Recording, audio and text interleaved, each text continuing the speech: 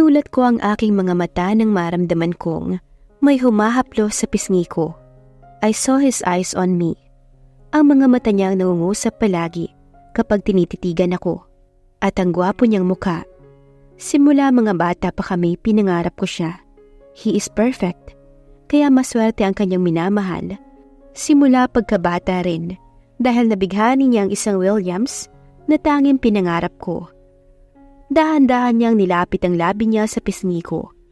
Kaya napapikit ako at dumampi ang malalambot niyang labi sa mga labi ko.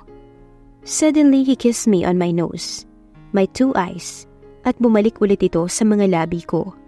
He kissed me passionately at puno ito ng pag-iingat. Kaya kusa kong tinugon ang mga halik niya. Mga halik na parang uhaw na uhaw at mapanghanap na mga halik na nagsasabing mahal at mahalaga ako dahil nararamdaman ko ito sa kanya. Bumaba ang mga halik niya patungong leeg ko. Nagsimula sa balikat ko hanggang sa naalis niya na ito. Tumingin siya sa akin, tingin na humihingi ng permiso sa gusto niyang gawin. I'm his wife, kahit sa papel lamang iyon, pero may karapatan siya sa akin. Go on, sabi ko at pumikit. He kissed me. Malayang naglalakbay ang isang kamay niya pababa sa tummy ko. At doon na nagsimula ang pagsasanib ng aming katawan. He continued what he's doing hanggang sinaramdaman ko na pareho na naming naabot ang gusto namin at tinanggap ko ito lahat. I'm safe dahil may control implant ako. Hindi lang naman kasi ngayon lang ito, kundi kapag umuwi siya dito sa bahay, may nangyayari sa amin at kapwa kami hingal bago kami humiga.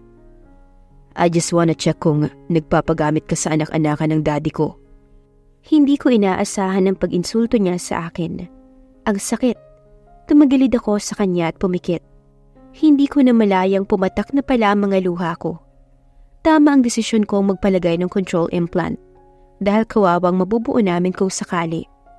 Mabubuo lang na walang pagmamahal at ayaw ko ng ganun. Gusto ko balang araw yung mahal namin ng isa't isa. Hindi na nagtatalo kami dahil gusto niya lang malaman kung may namamagitan sa amin ni JB. Ilang beses ko nang sinabi sa kanya na si JB at ako ay magkaibigan lang. At isa pa, siya lang ang lalaki sa buhay ko simula noon, wala nang iba. Pagod ang katawan ko at gusto ko nang matulog, kaya hindi ko na malayang nakatulog na pala ako. Kinabukasan ay dahan-dahan akong bumangon at nag-inat pa ng mga kamay. Napangiti ako dahil nakasuot na ako ng pantulog kagabi, samantalang naalala kong nakatulog akong walang suot dahil sa pangiinsulto niya sa akin. Tumayo ako at tinungo ang bathroom namin. Nakatingin pa ako sa orasan namin at nagmamadali ako dahil mag-aalas 11 na ng tanghali. Ang sama niya talaga, hindi niya man lang ako ginising. Sabi ko habang nagsishower. Alam niya naman na may duty rin ako sa ospital eh. Simangot kong wika at minadali ang pagligo ko. Dahil kapag matagal pa ako, siguradong mamamatay ang mga pasyente ko. Pagod-paguran niya lang naman ako at iinsultuhin, tapos hindi naman gigisingin. I'm murmuring. Alam ko naman na wala na siya dahil malamang na kay Jamie na yon. At siguradong wala naman yung pakialam sa akin. Sino ba naman ako para paglaanan niya ng oras? Pampalipas lang po pwede pa. Nakabihis na ako at sinusuklay na lang ang buhok ko. I'm wearing sleeveless top. Color black ito and white pants. Mahilig ako sa mga ganitong damit dahil bagay sa akin at saka hindi naman malaswa dahil may lap gown naman ako. Nagpabango ako at sinuot ang 2 inches na sandals ko. Noong alam ko na okay na at nagmukhang tao na ako, ay napangiti ako. Maganda naman talaga ako, kaya confident ako sa sarili ko. Dahil isang Zarin Seb at Janeon Philip ang lahi ko. Nagulat ako at napatingin ako sa may pinto dahil seryosong nakatingin siya sa akin. Dahil ang taong inaasahan kong umalis na ay nasa pinto ng kwarto. Kanina ka pa ba dyan? Utal na tanong ko. Tinaasan lang ako ng kilay at matama na nakatingin sa may dibdib ko at mula ulo hanggang paa. Huwag niyang sabihin na hindi niya gusto ang suot ko. Wala naman kami sa PNP camp. I heard you murmuring. Seryosong sagot niya kaya napaiwas ako ng tingin. Bahala siya. Totoo naman lahat ng sinabi ko. I told you, don't wear sleeveless. Sita niya sa akin at sumandal sa may pinto. Hindi naman ako sa PNP pupunta. Sagot ko rin. Pero pupuntahan mo ang lalaking yon. Sagot niya rin sa akin. Wear t-shirt. Seryosong utos niya. If you want to go outside, umayos ka, Pamela. Panta pa niya sa akin, kaya napalaki ako ng mata. Wala akong t-shirt, at isa pa, ganito na mga damit ko. Sagot ko sa kanya. Use my t-shirt, marami dyan. Ilang beses ko nang sinasabi sa'yo, di ba? Sabi niya ulit sa akin, kaya napailing na lamang ako. Anong akala niya sa akin? Bahay ang trabaho ko? Itong lalaking to hindi maintindihan kung umasta. Parang mahal naman ako at may pakialam sa akin. Pero malayo naman sa katotohanan. Pero, no more buts. Dahil hindi ka lalabas ng ganyan ang suot mo. Itapon mo lahat ng damit mong ganyan sa basurahan. Utos niya pa.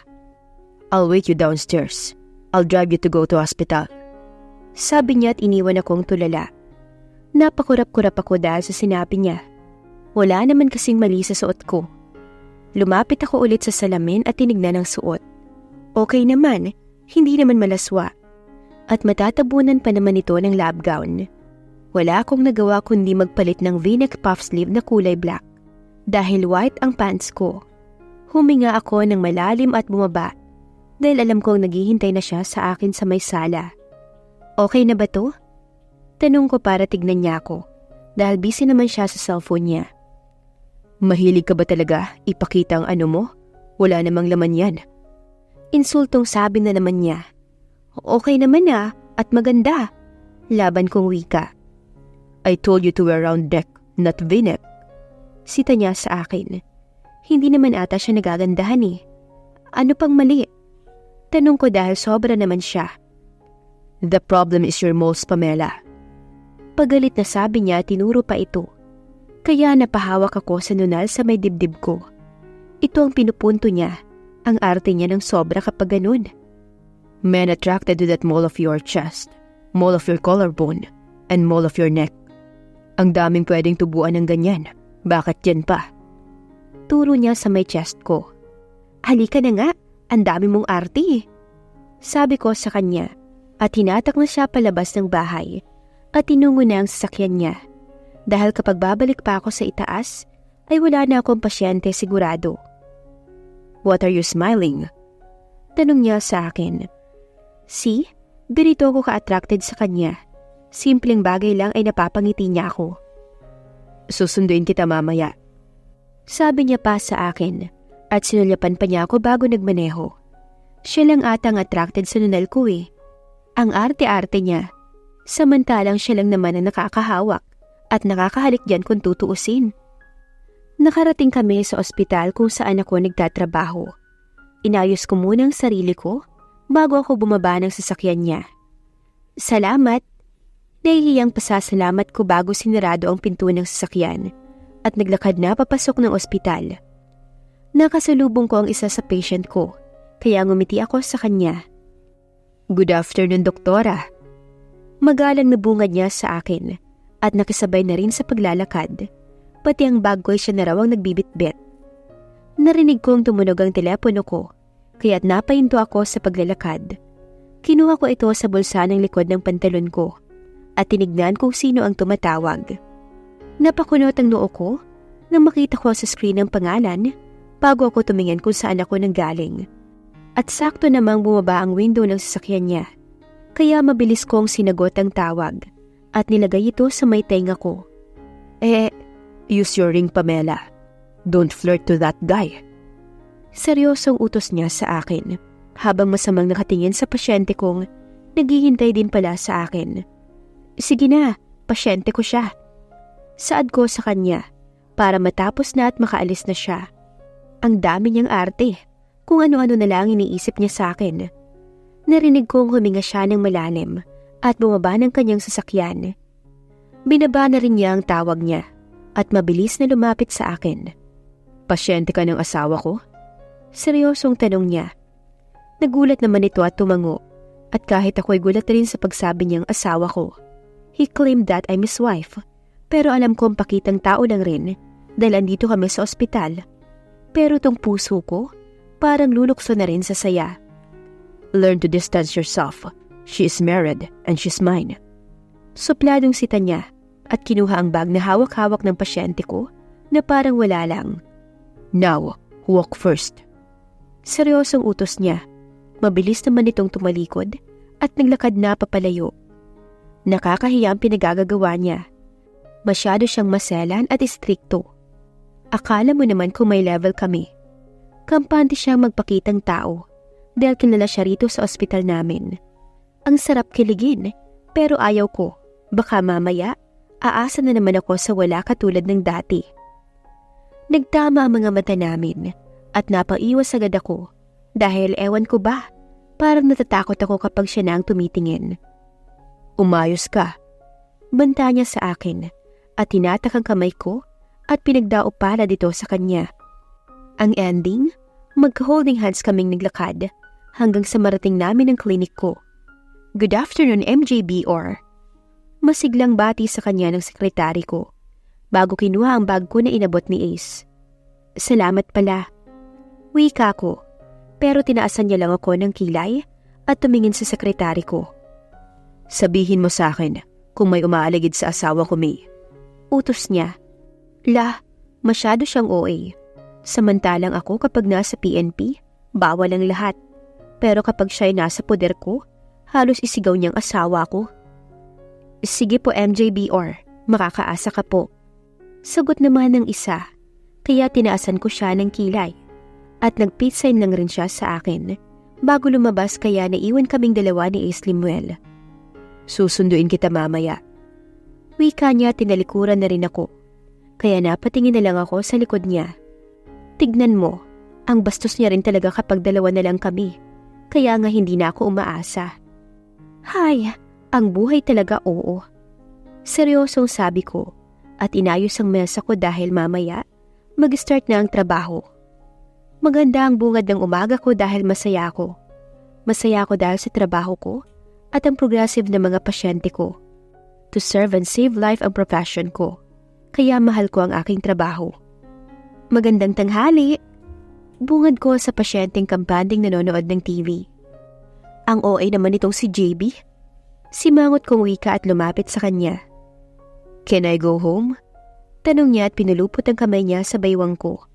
He hugged me tight, kaya napahaplos ako sa buhok niya at ngumiti noong tumingala siya. Kaya mo ba? Tanong ko sa kanya. Malakas na ulit ako, Pamela. Sagot niya sa akin at kumindat pa.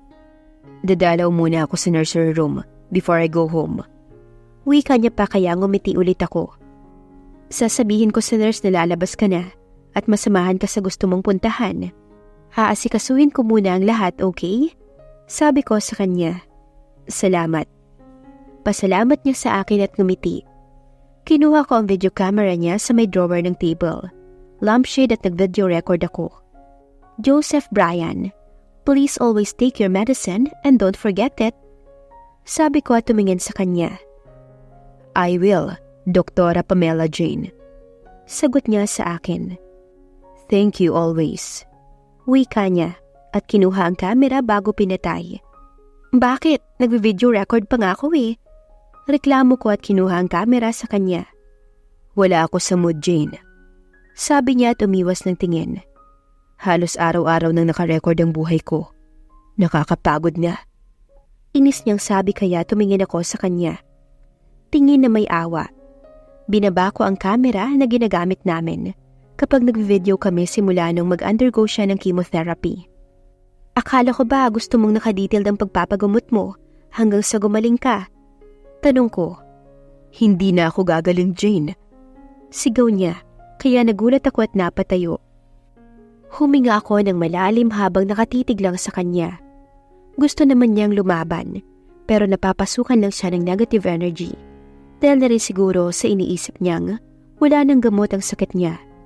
I understand him because he felt desperation dahil marami na siyang hindi nagagawa nang dahil lang sa sakit niya. Katulad ng pagkanta sa harapan ng mga tao na siyang pangarap niya noon. Pero pansamantalang nagpaalam at nagpahinga dahil sa kondisyon niya. I'm sorry. Hingi niya ng tawad sa akin dahil pati siguro siya ay nabigla sa pagsigaw niya. Naiintindihan ko naman ang mga pasyente ko, kaya malawak ang pangunawa ko. It's okay, I understand. Ngiting sagot ko sa kanya at lumapit. Kinuha ko ang camera at in-off ito. Ipapaasikaso kita sa nurse ko, then after you visit nursery room, I'll drive you home. Sabi ko sa kanya at lumabas na sa kwarto nito. Hindi madali ang laban sa sakit kapag alam mong wala nang pupuntahan pa ang buhay mo. But if you offer your life and walk to Jesus, He'll give you peace of mind and give strength. He'll give you rest. Hapon na nung matapos ako sa paggamot. Lahat kasi ng patients ko ngayon ay puro skin disease. Nauna na ring umuwi si JB, na umuwi dahil nakalimutan kong wala pala akong sasakyan na dala-dala. Dahil inatid pala ako ni Ace Limuel. Tumayo ako at nag-inat bago lumabas ng klinik ko at tinungo ang klinik ni PJ. Nagbigay muna ako ng 3 katok bago binuksan ang pinto niya at pumasok ako sa loob. Hi!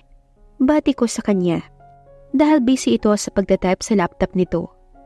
Hello ate. Sagot niya sa akin pero hindi man lang ako binalingan dahil nasa laptop ang atensyon niya. Anong ginagawa mo rito? Tanong niya sa akin bago sinarado ang laptop niya. Important ba ang ginagawa mo? Tanong ko sa kanya. Hindi na ako umupo dahil aalis naman rin ako mamaya. May binabasa lang. Bakit? Tanong niya. Magpapahatid sana ako sa kondo ni JB. Kung okay lang. Sagot ko. Saglit lang ate. Sabi niya at binuksan ulit ang laptop niya. Nagpaalam ka ba kay kuya? Tanong niya sa akin. Tatawagan ko pa lang. Sagot ko rin at kinuha ang telepono ko sa bulsa ng lab gown ko. Bago dinayal ang numero ni Ace, pero hindi naman sumasagot. Hindi naman sumasagot? Sabi ko. Ulitin mo. Utos niya rin, kaya inulit ko. Hindi talaga.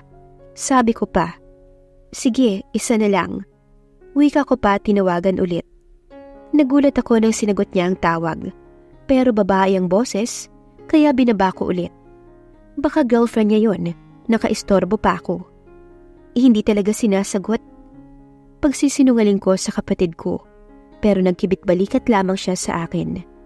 Lapit ka, may ipapabasa pala ako sa iyo ate. Sabi niya sa akin, kaya lumapit ako. Craniotomy? Kunot noong tanong ko. May case kang ganyan? Tanong ko ulit. Kaya tangula ang sagot niya sa akin. It's a nice case. Seryosong saad ko. It's a major case, PJ. Wika ko rin. Yeah. It's expensive case. Sabi ko dahil totoo naman. Kaya mo yan? Tanong niya sa akin at may kasama pang ngiti.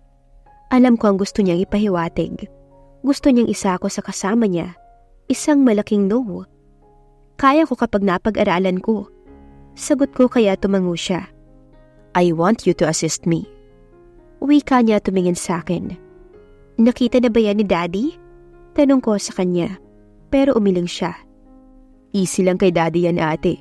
He answered. Of course. Easy lang sa inyo yan dahil specialty nyo. Saad ko rin. My brother is a neurosurgeon. Silang mga neuro ang pinakamataas ang kita.